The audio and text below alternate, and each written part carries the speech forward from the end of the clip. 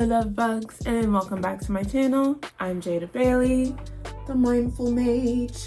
And if you saw my last week's video, I was talking about the Most High, the Divine Feminine, the one and only in my personal belief system, true source of divinity, and her many stories and many faces in the forms of other goddesses that we venerate and know and love. So, welcome to part 2 of my intro to the goddess series. Last week we talked about a goddess that is near and dear to my heart, that I have been drawn to since I was but a wee girl, Lilith, the one and only. This week we're going to be talking about a goddess you just cannot skip over if you consider yourself a witch of any type, really, and that is the goddess of witchcraft, Hecate. However you pronounce her name or any of her epithets, we'll be talking about the mother today, okay? Before witches called to the moon, before crossroads were feared at night, there was Hecate, torchbearer, key holder, guardian of liminal spaces, and of course, the goddess that stands at the very threshold of the seen and the unseen. Today, we will uncover her story, her myths, her names, how she became the many-faced, or I guess the triple-faced goddess of witchcraft, and how modern witches can walk with her. The oldest known text that names Hecate is Hesiod's Theogony, written in the 6th to 7th century BCE. Hesiod calls her the daughter of the Titan Perses and the star goddess Asteria. And unlike most Titans who were overthrown by Zeus, Hecate was uniquely honored. Zeus granted her dominion over the heavens, the earth, and the sea. This moment is striking because in a pantheon where even the great gods had narrow spheres, Hecate was given an unusually wide domain, and that marks her as a goddess who moves through all worlds. Hecate, as we all know, was a goddess of many names and many faces, and invoking her using her epithets for their intended purposes might be the best way to reach her. She was widely known as Kleitohos, the key bearer, Phosphoros, the light bringer, Enodia of the roads. Each of her epithets speaks to her mastery over thresholds, doors, crossroads, and boundaries between life and death. She is one who holds the keys, who lights the way, and who stands watch when no one else will. In Hesiod's Theogony, we see Zeus bestow Hecate with honors above all. While the other Titans were cast down, she was given a share in everything: the sky, the sea, the earth. I think personally Zeus was a little afraid of her and wasn't trying to mess with her. He knew he couldn't take her.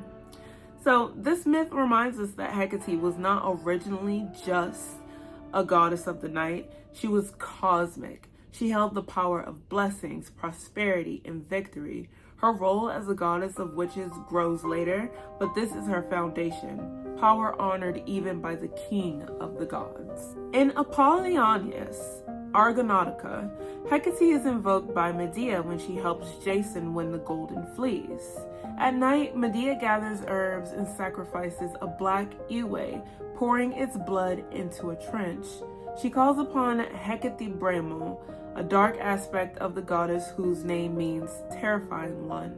The ground shakes, the torches of Hecate blaze, and the goddess herself appears from the underworld with hellhounds at her side.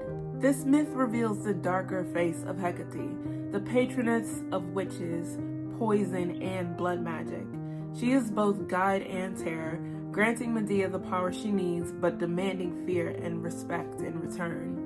As she should, because if we know one thing for sure and two things for certain, it's that Hecate, she's not the one. She's not the one to be played with. If Zeus knew it, we should know it too. So step carefully when you want to work with Miss Ma'am, okay?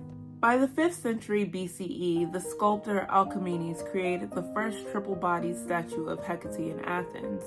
This form showed her facing in 3 directions at once, symbolizing her guardianship at the crossroads and her dominion over the past, present, and future.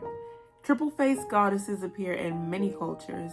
In Hindu tradition, Kali embodies fierce time and transformation, sometimes seen with multiple faces or arms. In Celtic myth, we find the Morrigan, a triple goddess of battle and sovereignty. Hecate's three-formed image places her in a long lineage of goddesses who embody multiplicity, power, and transformation. Hecate's worship was rooted in liminal spaces, crossroads, graveyards, doorways, that type of thing. In Athens, on the last night of every lunar month, families would prepare Hecate's supper. Offerings of bread, cakes, eggs, fish, and especially garlic were placed at crossroads or doorways to purify the household and appease wandering spirits. It was said that you should never look back after leaving her an offering, for the restless dead might follow. Hecate's worship wasn't just private. In Caria and Asia Minor, she had a great temple at the Ladina with processions, sacrifices, and festivals in her name. Here she wasn't just a ghost goddess, she was a civic protector.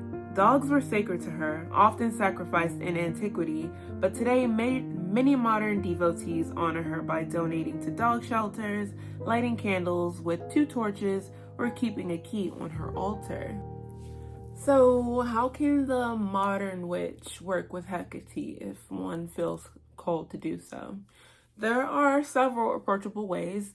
There are ways that are a bit older, that have been used in different faiths, religions, and sects that specifically venerate, call to worship, and work with Hecate. First, remember that Hecate is the goddess of thresholds.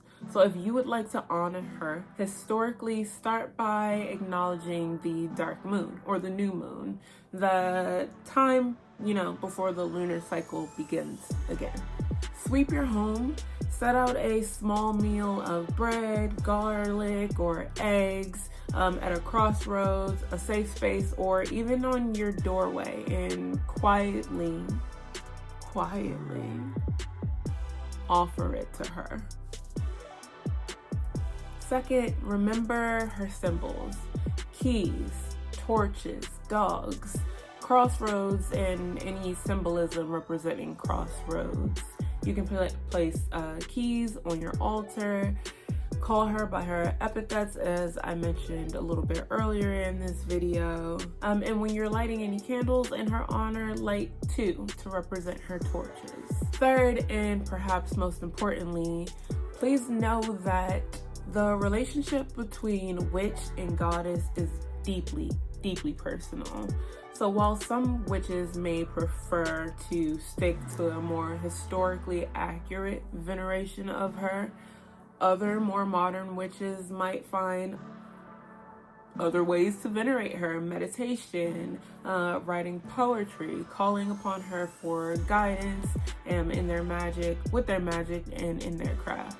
Both are very valid. At the end of the day, it's all about approaching her respectfully, as you should any deity.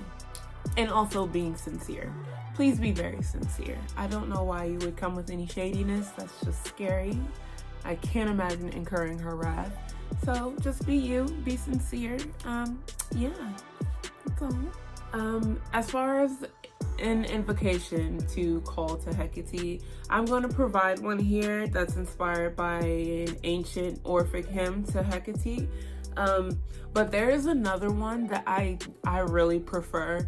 Like, I use it nightly actually, and I love it. And yes, I did steal it from the Chilling Adventures of Sabrina. I don't know if you've ever seen that show on Netflix. You should totally watch it. The craft that they use, a lot of things in that show you could, pluck and maybe tweak a little bit and use yourself, because it's pretty good. So I'm going to give you both, starting with this one, and I'll leave them in the caption and in the information, little box below. Hecate, key bearer of the night, torch-bearing phosphorus who guides the laws, guardian of Crossroads, companion of Persephone, I call to you. Stand with me at the threshold, open the way that should be walked, and guard the way that must remain closed. That one's nice. That one's nice. But the one that I prefer, you'll see why.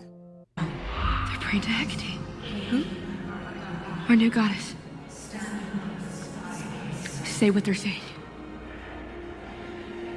Hecate, gatekeeper, guardian, guide, stand among us, side by side.